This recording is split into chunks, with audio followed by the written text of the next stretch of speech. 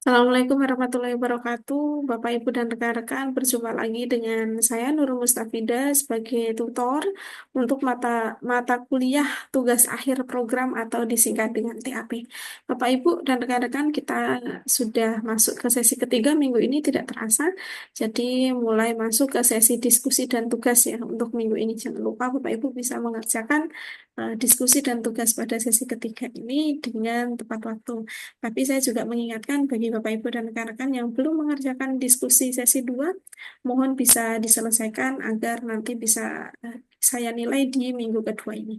Baik Bapak Ibu dan rekan-rekan, eh, hari ini di sesi ketiga ini kita langsung masuk ke materi selanjutnya. Jadi melanjutkan materi pada sesi kedua, yaitu terkait materi minggu ketiga ya, terkait evaluasi bukti audit dalam proses pemeriksaan laporan keuangan. Jadi Bapak Ibu, dalam materi ini tujuan Bapak Ibu harapannya adalah tujuan pembelajaran mata kuliah ini harapannya Bapak Ibu setelah membaca belajar mandiri terkait materi sesi ketiga, Bapak Ibu akan mampu dan Bapak Ibu dan rekan-rekan akan mampu begitu ya menjelaskan jenis-jenis bukti audit. Jadi jenis bukti audit itu ada beberapa Bapak Ibu. Nanti bagaimana kriteria kapan bukti audit itu bisa dikatakan andal dan dia relevan dengan pemeriksaan laporan keuangan.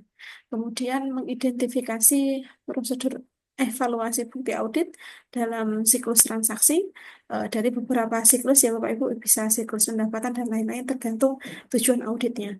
Kemudian menganalisis pentingnya bukti audit dalam mendukung opini auditor atas laporan keuangan. Jadi sebelum auditor ini memberikan opininya, Bapak Ibu, jadi dalam melengkapi laporan audit, maka harus ada bukti audit yang mendukung opini yang diberikan oleh auditor. Bapak Ibu, untuk materi inisiasi sudah kami sajikan dalam e-learning. Bapak Ibu bisa belajar menggunakan materi tersebut atau menggunakan materi lain yang bisa dipertanggungjawabkan. Jadi mohon Bapak Ibu dan rekan-rekan bisa tetap menampilkan, menuliskan sumber yang digunakan untuk menjawab diskusi maupun tugas untuk minggu ketiga agar nanti penilaian saya lebih maksimal gitu ya. Jadi tidak bersumber. Jadi nanti mohon jika jawabannya tidak ada sumbernya, saya akan mengingatkan melalui chat e-learning. Baik, saya akan menjelaskan sedikit terkait eh, materi di TAP sesi ketiga mengenai bukti audit dan relevansinya dalam pemeriksaan laporan keuangan atau kalau tadi yang di sini adalah evaluasi bukti audit dalam proses pemeriksaan laporan keuangan.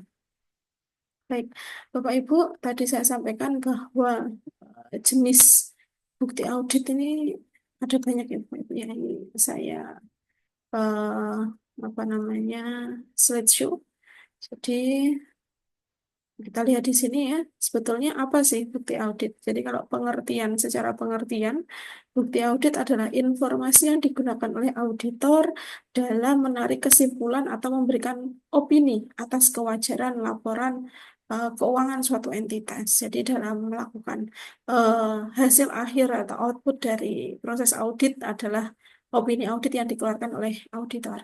Nah, dalam memberikan opini audit itu harus ada dasar penilaian, Bapak Ibu. Nah, dasar penelitian itu didukung dengan adanya bukti-bukti audit yang ditemukan dalam proses audit. Nah, dalam mengaudit ada dua karakteristik utama sebetulnya dari bukti audit. Yang pertama adalah bukti auditnya ini harus andal atau reliable. Nah, maksudnya apa kalau andal? Maka sejauh mana bukti itu dapat dipercaya. Kemudian karakteristik yang kedua adalah relevan. Maka sejauh mana bukti audit itu terkait dengan asersi dalam laporan keuangan. Jadi bukti itu bisa sesuai dengan yang ditulis dalam laporan keuangan. Nah, bukti audit memiliki tingkat relevansi yang berbeda tergantung pada jenis asersi yang diuji, seperti keberadaan, ketersediaan, kelengkapan penilaian, dan hak serta kewajiban.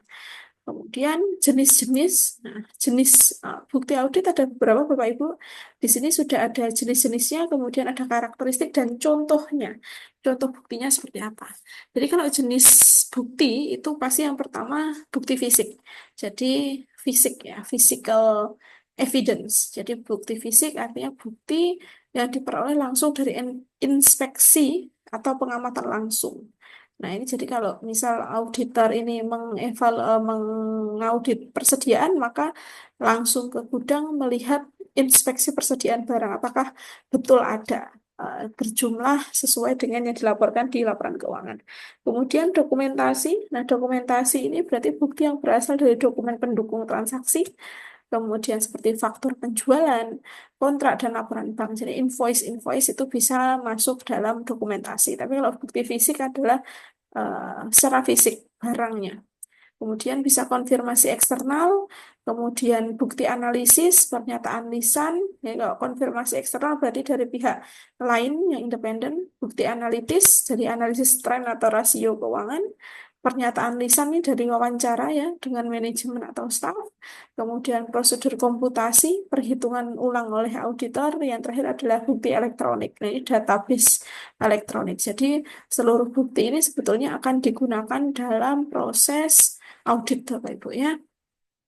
Kemudian kriteria tadi, bukti audit ini kan harus andal dan relevan. Maka dia juga harus memenuhi beberapa kriteria lain, yaitu independensi sumber, efektivitas pengendalian internal, dokumen tertulis, dan keabsahan dan kelengkapan. Jadi bukti audit ini harus sah ya Bapak Ibu ya, dan lengkap. Jadi dia harus otentik, asli, kemudian harus ada pengesahannya. Nah, tujuannya apa sih sebetulnya adalah untuk pengendalian internal ya, untuk bukti audit yang andal begitu. Kemudian prosedur evaluasi bukti audit, berarti auditor sebelum memastikan bahwa bukti audit itu bisa digunakan sebagai pelengkap dalam opini atau mendukung opini, maka harus memastikan bahwa sumber dan keabsahan bukti itu memang ada. Kemudian menguji konsistensi bukti, menggunakan teknik audit yang sesuai, jadi agar tepat sesuai dengan tujuan. Kemudian menilai apakah bukti audit itu materialitasnya sudah sesuai atau tidak. Kemudian yang kelima adalah mengevaluasi pengendalian internal. Kemudian dalam tahapan evaluasi bukti audit, jadi nanti ada sampling ya. Jadi tidak semuanya dalam audit itu tidak semuanya diperiksa, tapi nanti auditor akan sampling begitu pada beberapa pengamatan. Ada sampling, pengamatan langsung, dan pengujian substantif. Kemudian beberapa evaluasi atau audit itu bisa dilaksanakan di beberapa siklus dalam perusahaan atau di laporan keuangan bisa siklus transaksi yang adalah beberapa. Contohnya bisa siklus pendapatan, pembelian, persediaan, aset tetap, ataupun siklus penggajian dan personalian. Nah, biasanya poin-poin fokus ini adalah yang dijadikan sebagai siklus yang dinilai dalam proses audit. Kemudian jenis opininya, nah dalam memberikan opini sebetulnya auditor itu selain mendasarkan pada bukti pendukung, nah dalam mengeluarkan opini ini sebetulnya auditor ini harus hati-hati Bapak Ibu karena opini yang dikeluarkan auditor akan mempengaruhi kinerja perusahaan di selanjutnya. Nah jenis-jenis opini yang dikeluarkan auditor ini adalah wajar tanpa pengecualian atau WTP, kita singkat WTP. Ini artinya kalau di perusahaan dapat WTP itu laporan keuangannya itu sudah sesuai standar dan tidak ada salah saji material. Kemudian ada opini wajar dengan pengecualian, ada tidak wajar dan menolak memberikan opini. Nah, ini tergantung opini ini akan keluar tergantung dengan hasil temuan audit dan bukti audit yang mendukung atas opini tersebut. Kemudian kasus, kalau studi kasus analisis bukti, Bapak Ibu bisa banyak sekali kasus terkait Enron dan WorldCom. Ini adalah kasus-kasus audit yang besar dulu yang sebetulnya memberikan dampak secara mendunia gitu ya. Karena mereka terlibat dalam kasus fraud. Nah, nanti Bapak Ibu bisa mempelajari dari beberapa sumber, bisa menggunakan sumber-sumber yang disajikan dalam referensi, bisa menggunakan bukunya Arens. Kalau bukunya Arens ini berbahasa Inggris Bapak Ibu, tapi ada beberapa yang sudah mentranslatekan. Nanti Bapak Ibu bisa mencari sumber di perpustakaan online di UT terkait auditing.